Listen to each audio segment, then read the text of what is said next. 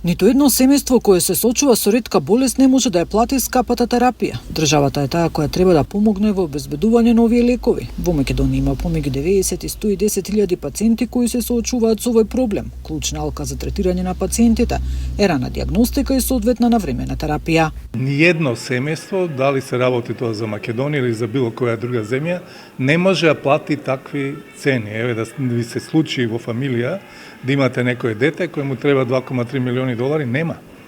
Значи тоа може да помогне само државата. Не се сите толку скапи, ама и тие што не се скапи се 500.000 долари, некој од нив, 500.000 евра годишно, а треба да прима 15 години или 20 години, мислам. Така да скапоста на терапијата е посебен проблем.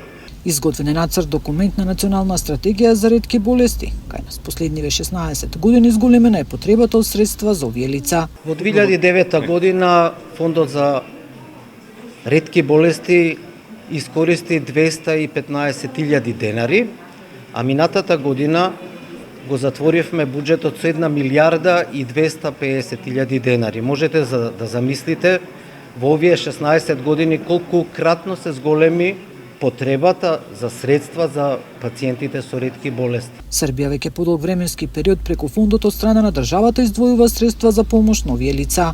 Постои посебна комисија која за свако дете Постои посебна комисија за секое дете кој одлучува дали лекот е ефикасен и секоја година се одредува дали треба да се продолжи со терапијата. Инаку статистиката покажува дека 75% од лицата со ретки болести се деца, од кои 30% поради болеста не го дочекуваат 5-тиот роден ден. Нина Ритоновска, Сител телевизија.